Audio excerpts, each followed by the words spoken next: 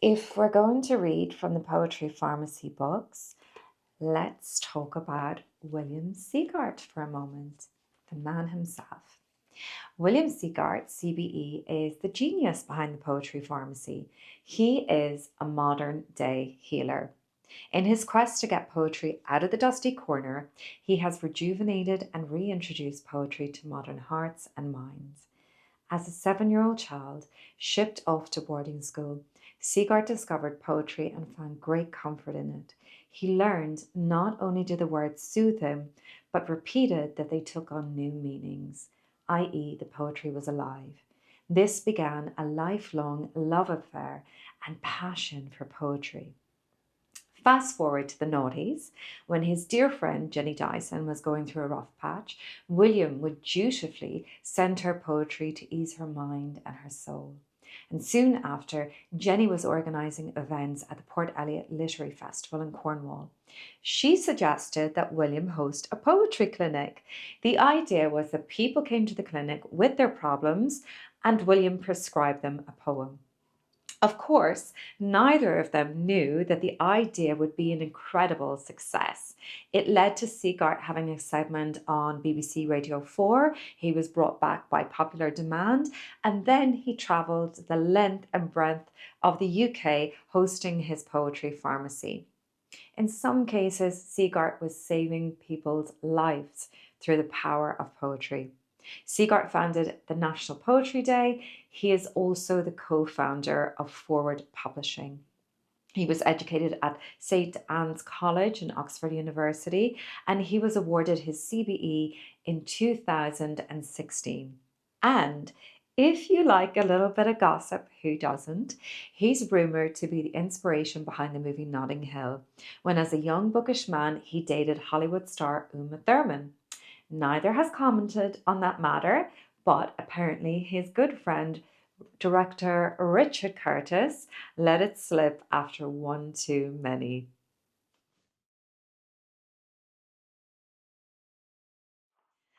Our first poem tonight is about not taking love too seriously.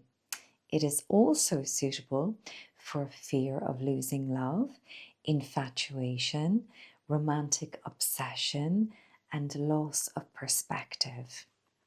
So I'm going to read part of the introduction, which will tell you why it's been prescribed.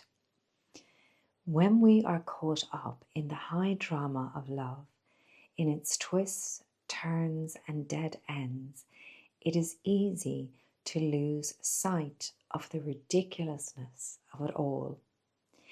Which of us would sign up clear-eyed for having our brain chemistry sent into turmoil, our judgment skewed, our sense of self-preservation voided, and all for the sake of another person, no different to unafflicted eyes from the thousands of others we brush up against daily? What rational person would wish this bizarre condition on themselves? What kind of species would base its every film, book, and song on such a mess? So that's the introduction to our poem, which is It's Only Love by Sheena Pugh. It's just this judgment bypass, nothing drastic. I'm told they do it without anesthesia. Leaves your conscience supple as elastic. One of the side effects is mild amnesia. Facts get reshaped. Pain slips your mind. Some blindness is normal. Sufferers claim to see heaven on earth, stars in dull eyes, wit in unkindness. This commonly resists all treatment given. But it's not all bad. Granted, no flame retardant will work, but the toxins are a tonic. The virus leaves you selfless, brave and ardent. Anyway, once you've got the thing, it's chronic. Most people learn to live with a condition. What kills them is the terror of remission. Okay, so our next poem tonight is about growing older in love. It's also suitable for the need for intimacy, choosing a life partner, maturing looks, loss of passion, and loss of youth. When patients come to by the way, this is the introduction.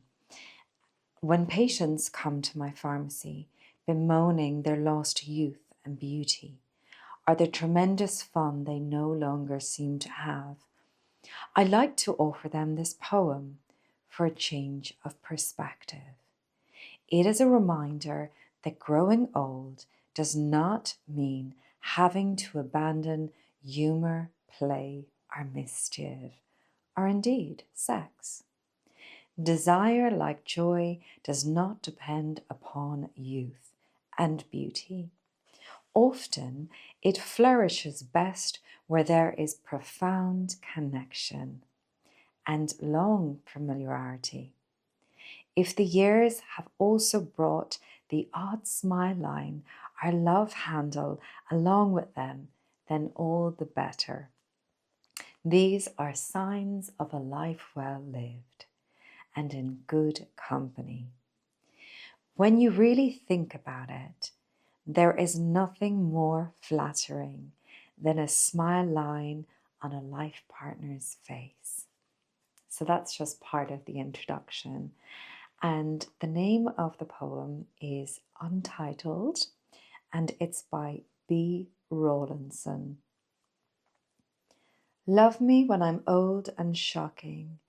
Peel off my elastic stockings. Swing me from the chandeliers. Let's be randy old dears. Push around my chromed bath chair. Let me tease your white nasal hair. Scarring children, swapping dentures.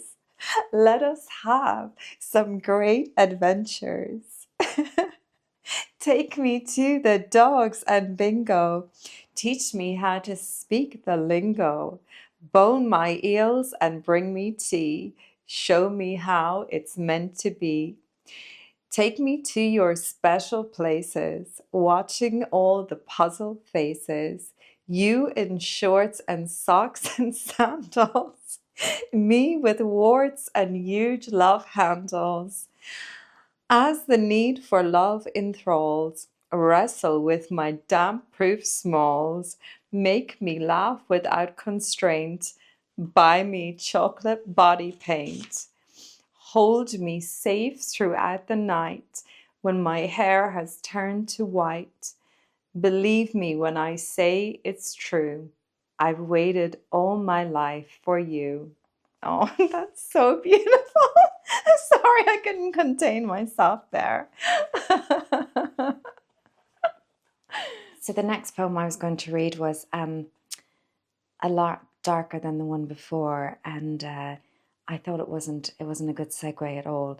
So I picked a Dorothy Parker poem, the wonderful Dorothy Parker, but this one is about incompleteness without romance.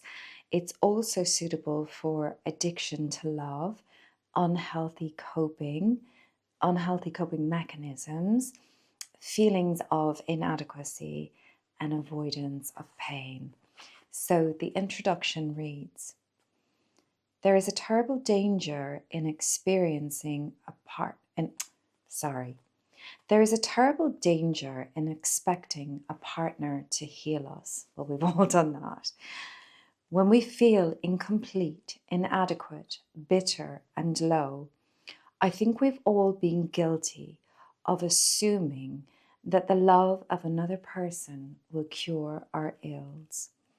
In pushing the responsibility for our well-being onto others, we are not just placing a terrible burden on them, we are also relinquishing our claim to be the master of our own inner world. How can we grow mature and craft the tools we need to manage our sense of self-worth if we have reneged on this most fundamental of duties to ourselves? So that's just the first paragraph of the introduction. And it's called Symptom Recital by Dorothy Parker. I do not like my state of mind. I'm bitter, querulous, unkind. I hate my legs. I hate my hands. I do not yearn for lovelier lands. I dread the dawn's recurrent light. I hate to go to bed at night. I snoot at simple, earnest folk. I cannot take the gentlest joke. I find no peace in paint or type. My world is but a lot of tripe. I'm disillusioned, empty-breasted. For what I think, I'd be arrested. I am not sick. I am not well. My quantum dreams are shut to hell. My soul is crushed, my spirit sore. I do not like me anymore.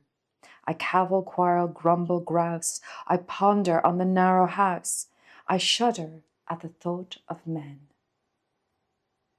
I'm due to fall in love again. Very smart. Okay, so our next poem, the condition is learning to say no. A really good friend of mine, many years ago, in fact, when we just met, Brian Thompson, I met him when I was 19 years old, and he told me that the hardest thing that I would ever learn to say was no. And it took me probably up until a few years ago to say no to people.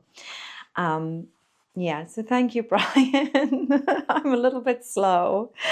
Anyway, learning to say no, it's also suitable for need for boundaries, conflict avoidance, and people pleasing. So this is the introduction, and I'm going to read the entire introduction because there are people out there that still need to learn to say no and put themselves first. So this is the introduction. Sometimes the hardest word is to say no. Many of us are so conditioned to be kind, to be polite, to take an interest, that we find ourselves consenting to all sorts of social appointments and obligations that, given even an ounce more freedom to express ourselves, we would shudder at considering. So afraid are we that our dissent might hurt others. In fact, that we volunteer to allow ourselves to be hurt in their stead. Boredom, lost time, exhaustion, even burnout. How many are the forms of pain that we inflict upon ourselves to shelter others from offense? Whatever your upbringing may have taught you, your comfort and well-being do not matter less than those of the people around you. Your time is of no lesser value. Of course, it is good to be generous with others, to grant favors, and extend a patient ear, but crucially, only when you positively choose it. After all, you can't give freely what you've already exhausted. And greater still than your responsibility to humor those around you is the responsibility you bear to yourself. Fail in that, and you're letting down one of the very people who depends on you the most. In this amusing, frank poem, Dennis O'Driscoll gives us a taste of what it might feel like to be honest, for once, about what we truly want, and to allow our true feelings, our true selves, to be seen by those who would take advantage of us. When I prescribe it to those who arrive at my pharmacy, run down and put upon, I love to watch that sense of possibility unfurl within them. Yes, sometimes the most frightening thing is the most frightening word is to say no, but sometimes it's the most satisfying. I seem to mess up those punchlines. Anyway, it's called, and I love it. Um, I'm living vicariously through this poem. No Thanks by Dennis O'Driscoll.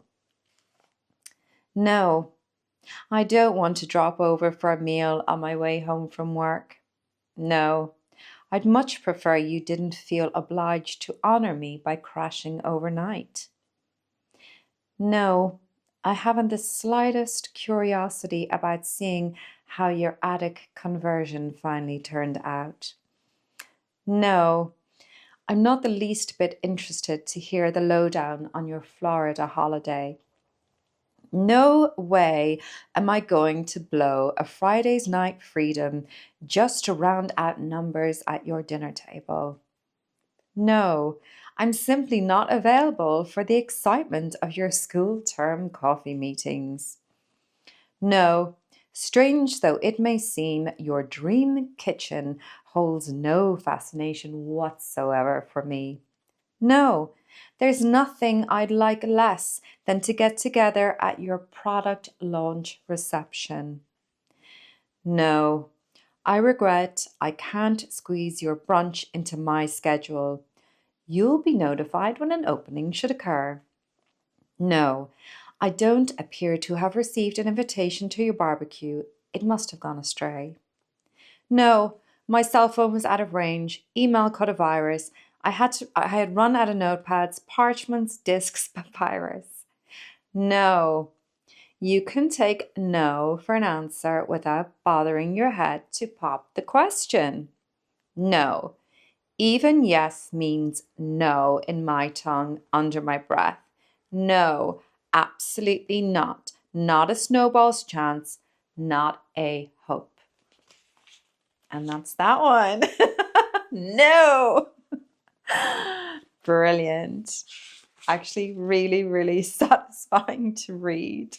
So our next poem, I have all of the poems marked. We probably won't do them all in this sitting, but I noticed with quite a few of them that I marked that the introduction was a lot longer than the poem, and especially the ancient ones. They're just essentially like pearls of wisdom.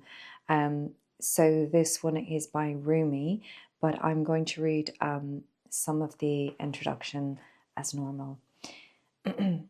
Oh, and the condition is need for change, and it's also suitable for disillusionment with the world. It can be comforting to imagine that it is external factors that drive the strife and struggle of life. All will be well, we tell ourselves, just as soon as we have that new job, the perfect partner, the color-coordinated pencil pots of our dreams. Yet, if we can summon the humility and the bravery to look honestly at ourselves, most of us will find that it is really our own patterns of behavior and thinking that sit at the root of our troubles. Whether in our neuroses, our habits, our fears, or our methods of deflecting them, the enemy all too often lies within. So the poem is called Yesterday I Was Clever by Rumi. And Rumi, if you don't know, was a Persian mystic, I believe from the 12th century. I'll have to fact check that. I have done some of his poems already. Anyway, yesterday I was clever.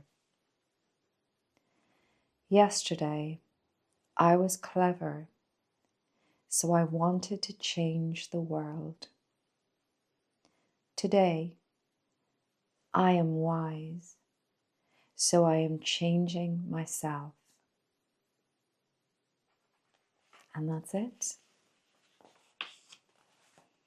food for thought. Oh, I like this one. Need for encouragement. And it can also be suitable for need for affirmation, anxiety, defeatism, and lack of support. Support is so important in life, and some people don't have it at all. So sometimes giving ourselves support is as important as receiving it from others. That's just an aside by me. I'm going to read the introduction. First written over 100 years ago, this poem has become a fast favorite with the patients who come to my pharmacy. Something about its humor, its light-hearted drive, just makes it all seem so easy. Sometimes, when we are lost in the mire of our worries and cares, even taking the next step can seem unfathomably hard, let alone embarking on a new challenge. The voices telling us it cannot be done, whether those of the outside world are more likely of our own doubt and despair, are simply too deafening, too thick. And yet, as this poem so jauntily reminds us, there needn't be anything intimidating about just having a go. So, the name of the poem is It Couldn't Be Done, and it's by Edgar Albert Guest. Start again. So the poem is It Couldn't Be Done by Edgar Albert Guest.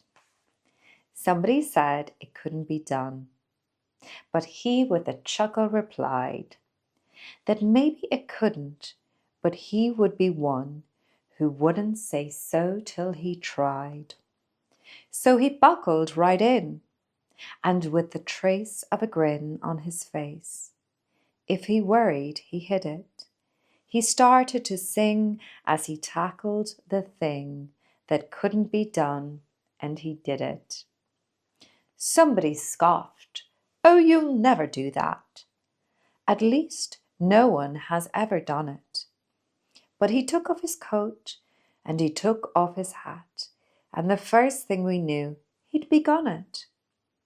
With a lift of his chin and a bit of a grin, without any doubting or quit, he started to sing as he tackled the thing that couldn't be done, and he did it.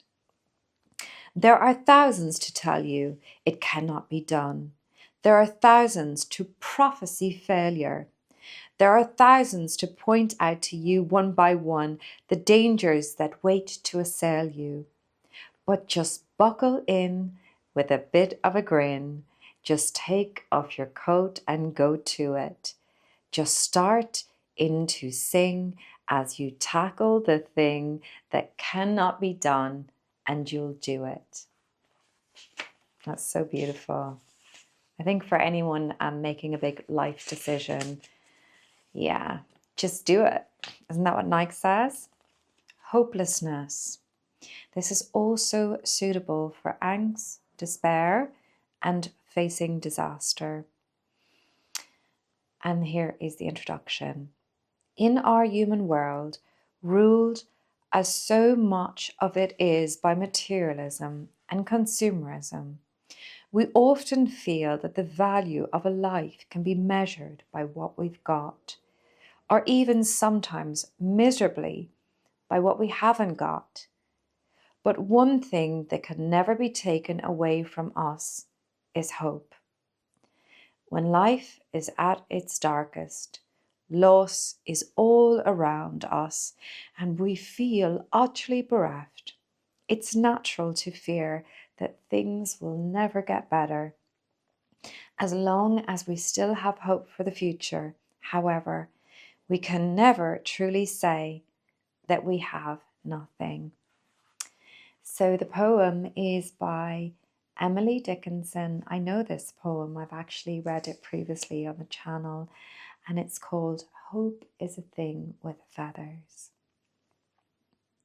Hope is a thing with feathers that perches in the soul and sings the tune without words and never stops at all.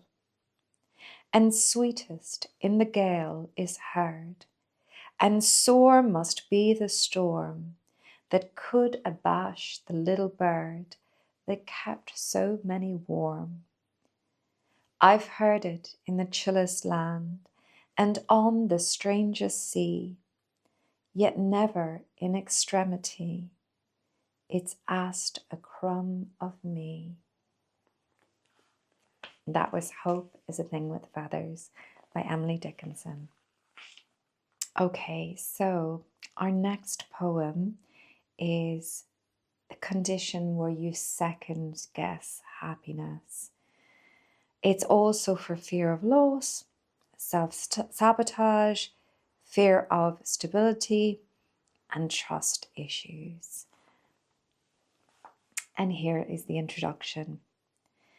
The great mystery of happiness is that despite its being the ultimate aim of the vast majority of human endeavour, it is still all but impossible to understand, let alone capture.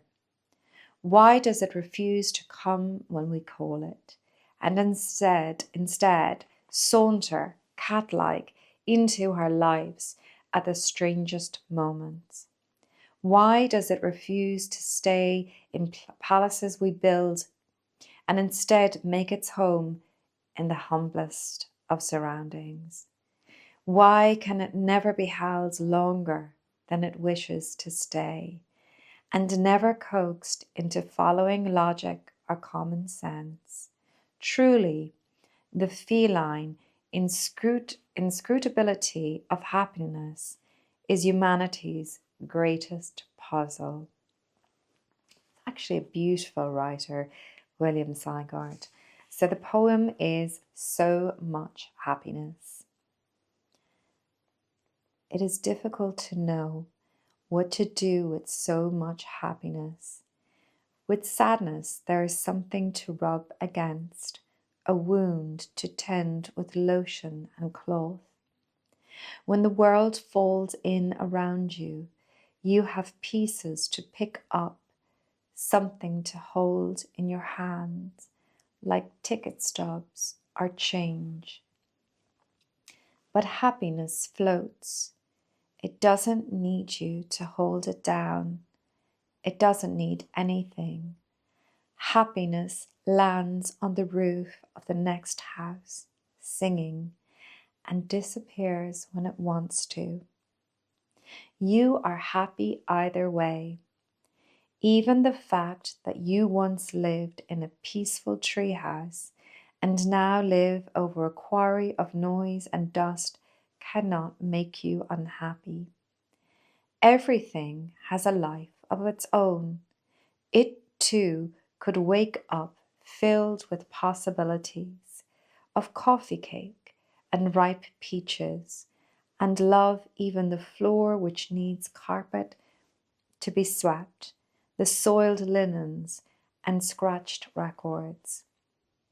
Since there is no place large enough to contain so much happiness, you shrug, you raise your hands, and it flows out of you into everything you touch. You are not responsible. You take no credit, as the night sky takes no credit for the moon, but continues to hold it and share it, and in that way be known. The next condition is the need for calm. And this poem is also suitable for anxiety and overwhelm. It's called The Undertaking by Louise Gluck. And I'll introduce it first. When patients come into my pharmacy feeling overwhelmed, overhung by dark clouds and jittery with anxiety, it can be difficult for them to imagine what calm would actually feel like. It has been a while since they allowed themselves to feel a moment of peaceful contentment or managed to lower the volume on their racing thoughts long enough to hear the birdsong outside their own heads.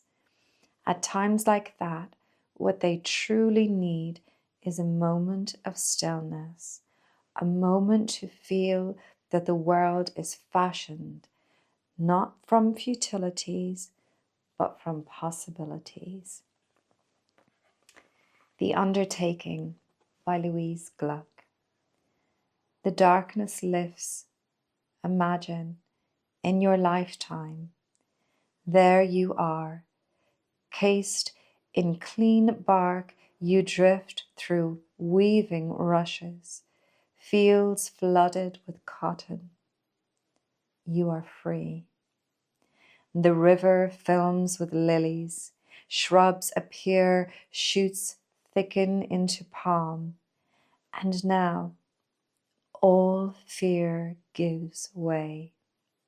The light looks after you. You feel the waves of goodwill as arms widen over the water. Love. The key is turned. Extend yourself. It is the Nile. The sun is shining. Everywhere you turn is luck. So beautiful. And one last poem tonight. It's called Indian Summer by Dorothy Parker. The condition is changing for others, and it's also suitable for fear of being unloved, insecurity, and low self-esteem. So the introduction goes. There are two key mistakes that I often see my patients make in the early stages of new love. Some think that their relationship will change them in some predictable way. Others that they can change for their relationship. Both of these beliefs are false, and they cause no end of trouble. It is not that people don't change. Oops, I've lost my spot. It is not that people don't change. When they do, however, and certainly if it is at all to be lasting, it has to be for themselves, not for anybody else. Usually, too, it won't be forced, but it has to happen on some level organically. So Indian Summer by the wonderful Dorothy Parker. In youth, it was a way I had to do my best to please and change with every passing lad to suit his theories. But now I know the things I know and do the things I do. And if you do not like me so, to hell, my love, with you. Beautiful. Oh, one last poem. I didn't realize because it was much lighter color that I had one left. So this one, the condition is the need for adventure. And it's also suitable for boredom with the easy life, claustrophobia, restlessness, self-isolation, stagnation. Ooh, okay, so it's called The Call by Charlotte Mew. And the introduction goes, we spend so much of our lives in pursuit of ease and contentment that it can be quite a shock to discover that being comfortable is not always a pleasure. Indeed, an overabundance to comfort often leads to sluggishness, boredom, and a sense of malaise. When I meet a patient whose problem is simply being too settled and too set in their ways, I like to think that this poem acts as a sort of call to adventure. Although the outside world may be frightening and unpredictable, it is also where life truly happens. The Call by Charlotte Mew. From our low seat beside the fire, where we have dozed and dreamed and watched the glow, or raked the ashes stopping so, we scarcely saw the sun or rain. Above our looked much higher than this quiet red or burned out fire. Tonight we heard a call, a rattle on the window pane, a voice on the sharp air, and felt a breath stirring our hair. A flame within us, something swift and tall, swept in and out, and that was all. Was it a bright or dark angel? Who can know? It left no mark upon the snow, but suddenly it snapped the chain, unbarred, flung wide open the door, which will not shut again, and we cannot sit here any more. We must arise and go. The world is cold without and dark and hedged about with mystery and enmity and doubt, but we must go, though we do not know who called or what marks we shall leave upon the snow. Thank you so much for joining me tonight. I hope you enjoyed the selected poems from the Poetry Pharmacy. That's all for now, and I will see you very soon. Thank you again.